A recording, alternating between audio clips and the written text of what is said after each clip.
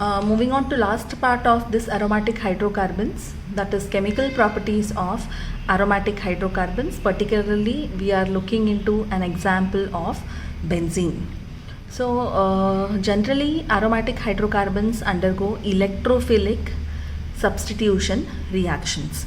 So a substitution reaction is a chemical reaction during which one atom or group is replaced by other atom or group. So aromatic hydrocarbons undergo electrophilic substitution reaction.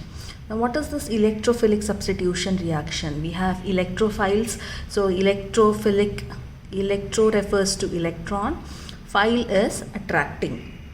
So they are positive, generally they are positively charged species, or they are neutral, but they will be electron deficient species which has got attraction for electrons. So electrophilic substitution reactions are chemical reactions in which electrophile displaces hydrogen atom of the benzene ring.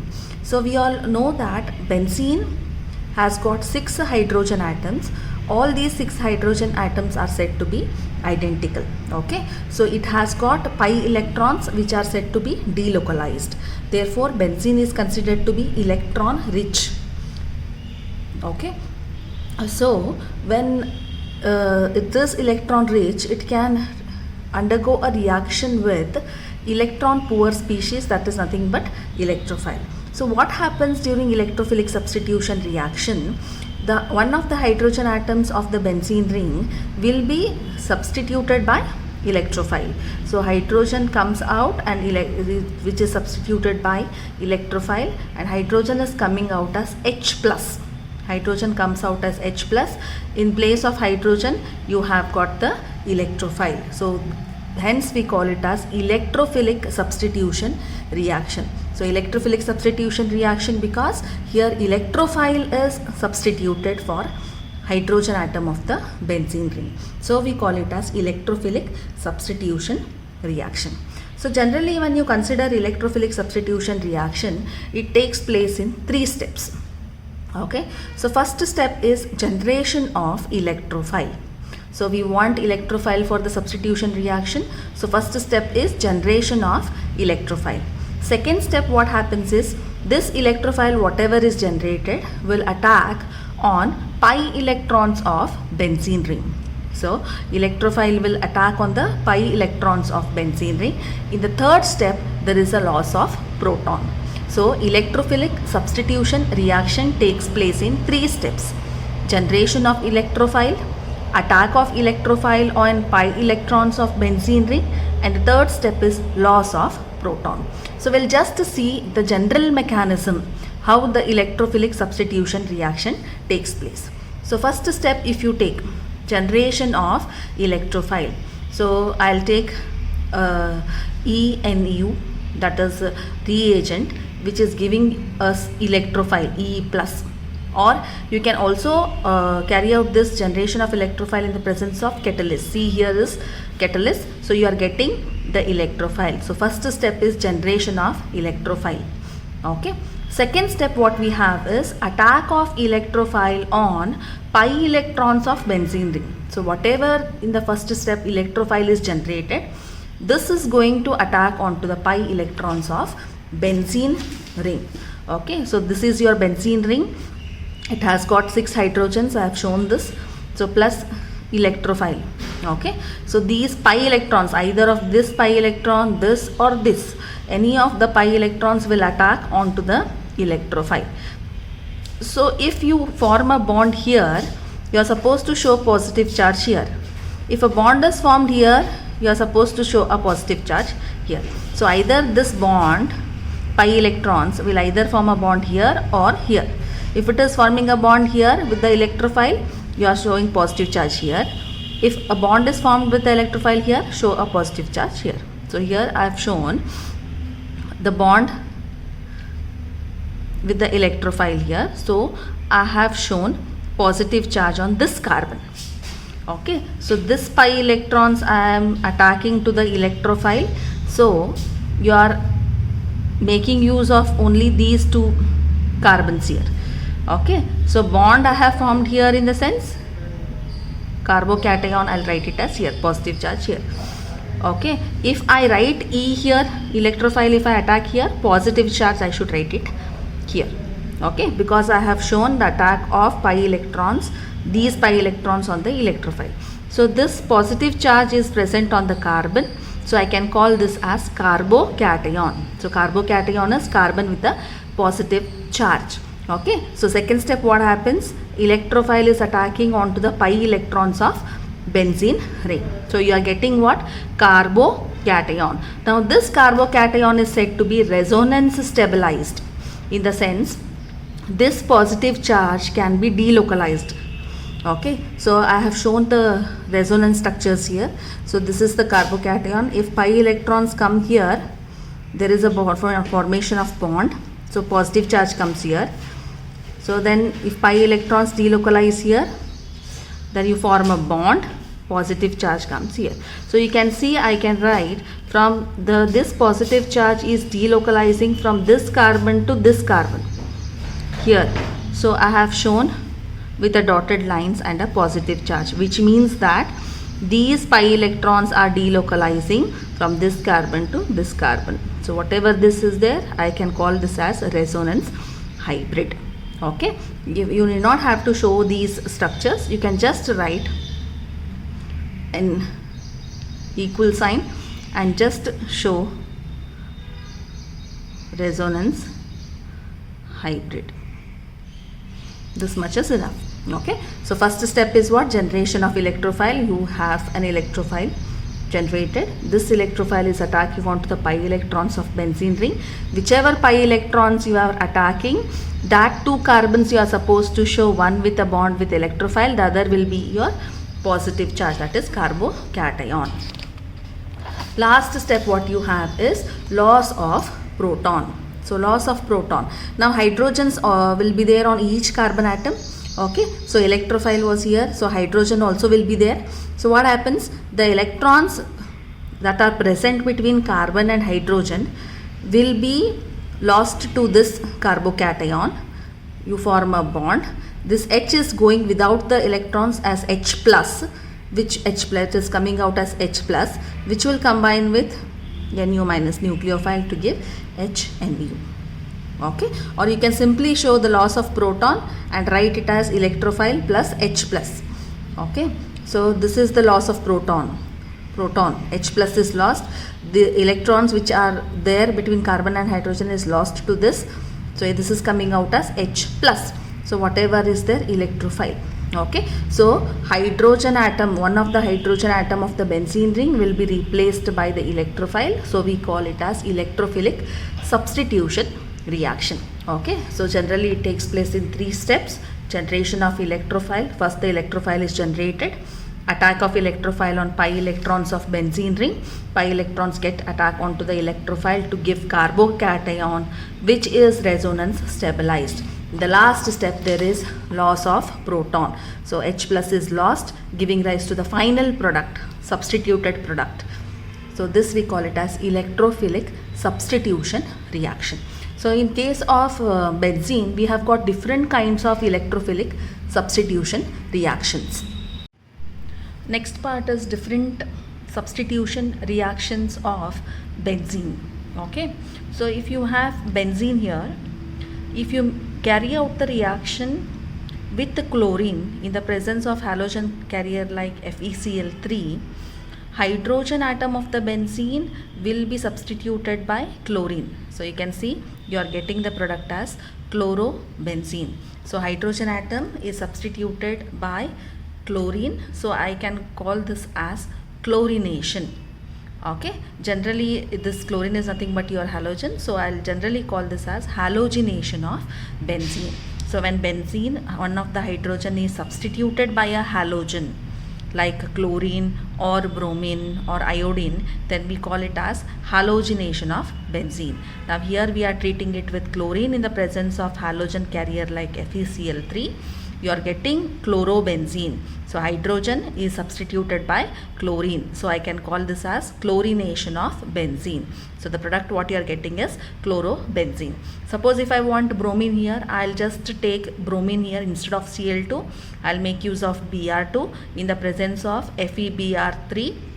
So I'll get bromobenzene. So instead of chlorine, I'll get Br here. So I can call that as bromination of benzene. Okay. So if you take benzene and treat it with a mixture of concentrated nitric acid and concentrated sulfuric acid. So this mixture of concentrated nitric acid and sulfuric acid, we call it as nitrating mixture.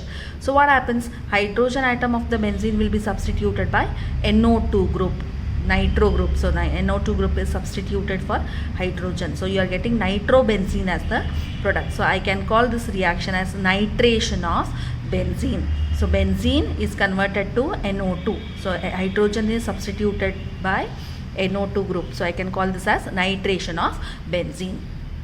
If you take benzene, treat it with sulfuric acid in the presence of SO3. Okay, so this mixture I can call it as fuming sulfuric acid. So what happens? Hydrogen of the benzene will be substituted by SO3H group. So this SO3H group is called as sulfonic acid group. So this I can call this product as benzene sulfonic acid. So this reaction I'll call it as sulfonation of benzene. So when benzene hydrogen is substituted by SO3H group, I can call this as sulfonation of benzene. Okay. Here if you take benzene, treat it with an alkyl halide like CH3Cl in the presence of anhydrous aluminium chloride, hydrogen will be replaced by the alkyl group. So here the alkyl group what I have taken is CH3. So hydrogen will be substituted by CH3 group. Okay. So what I am getting here is methyl benzene, commonly called as toluene. So alkyl group is substituted for hydrogen atom of the benzene. So I can call this as alkylation, and particularly it is called as Friedel-Crafts alkylation. Alkylation because alkyl group is substituted for hydrogen atom of the benzene. Okay. So one more reaction you have when you take benzene and treat it with CH3COCl. Okay, COCH3 is the electrophile here. So hydrogen will be substituted by COCH3. Okay, this group we call it as acyl group, RCO. So this group generally we call it as an acyl group. So acyl group is substituted for hydrogen. So I can call it as acylation. And the name given for this is Friedel-Crafts acylation.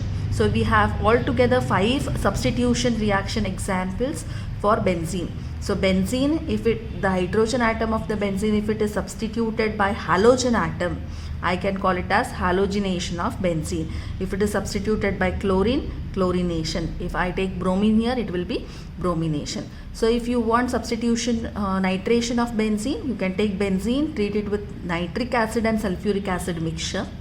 Hydrogen atom of the benzene will be substituted by NO2 group. So this I can call it as nitration of benzene.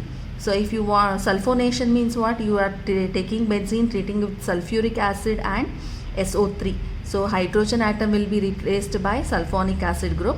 So I'll get benzene sulfonic acid. So if you have the substitution of benzene by an alkyl group, I can call it as alkylation, that is Friedel-Crafts alkylation. If it is substituted by acyl group, then I can call it as Friedel-Crafts acylation. So these are all together 5 examples, 5 substitution reactions of benzene: halogenation, nitration, sulfonation, Friedel-Crafts alkylation and Friedel-Crafts acylation. Moving on to some addition reactions of benzene. Now we all know that benzene generally will undergo electrophilic substitution reactions, but few reactions of benzene include addition reactions also. Okay, so we have got altogether 3 reactions to study here. So the first reaction is addition of hydrogen. So addition of hydrogen, I can call it as hydrogenation. Okay, so whenever you have benzene, so benzene formula is C6H6. When you make the benzene to add hydrogen, when you make it to react with the hydrogen, 6 atoms of hydrogen adds across the multiple bond. So C6H6 is converted to C6H12. So all the 6 hydrogen atoms will be added across the multiple bond. This reaction is carried out in the presence of nickel at 180 degree Celsius. Okay, so benzene is converted to cyclohexane, C6H6, 6 molecules, 6 atoms of hydrogen gets added, so you get C6H12. Okay, so this is the addition of hydrogen, so I can call this as hydrogenation of benzene. Second, we have addition of halogens. Now halogens you can take either chlorine or bromine. So whenever you add halogen across the multiple bond of the benzene, 6 atoms of chlorine will add across the multiple bond to give benzene hexachloride. Okay, so 6 atoms of chlorine adds across the multiple bond. So this we call it as halogenation of benzene. You can either do it with chlorine or you can do it with bromine. So this is halogenation of benzene. Next what we have is combustion. Okay, so if you make the benzene react with excess of oxygen, so when benzene reacts with excess of oxygen, when you make the oxygen to add across the benzene will break down to give carbon dioxide and water with the liberation of heat. So this is called as combustion. Combustion is heating in the presence of oxygen. So whenever you have benzene, make it to react with oxygen, this benzene will break down to give carbon dioxide and water. Okay, so we have got 3 reactions, addition reactions of benzene here for your study: hydrogenation, halogenation and combustion. So this hydrogenation is also called as de-aromatization. In the sense, aromatic ring is converted to a non-aromatic, so de-aromatization. So if you have got conversion to an aromatic compound, I can call it as aromatization. So here what is happening here? De-aromatization. In the sense, aromatic compound is converting to a non-aromatic compound. So unsaturated is converted to a saturated compound.